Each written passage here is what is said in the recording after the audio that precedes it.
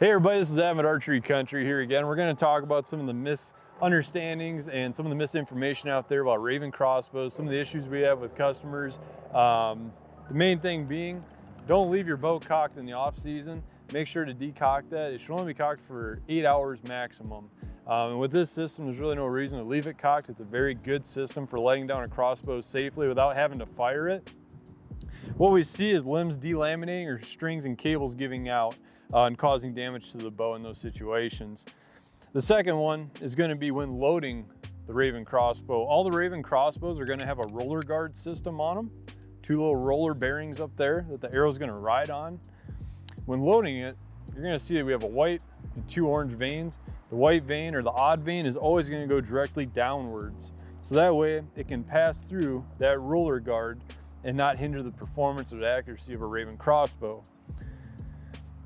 The third thing is going to be, and this is probably the biggest misconception that we have, or one of the biggest issues, is when customers don't click on the nock all the way. You'll hear an audible click knowing that it's actually on the string. And so I'll demonstrate how to properly do that and what happens if you don't. Just going to crank this back here.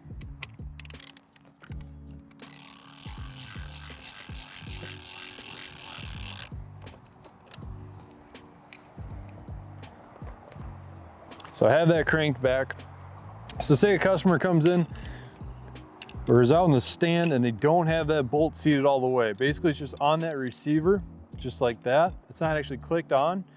They'll be able to put it on fire and try shooting it and it won't do anything whatsoever.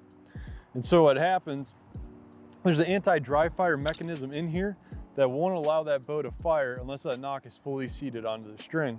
And to know that it's fully seated on the string, sit it in the receiver and then just push until you hear the good click. That means that nock is around that string.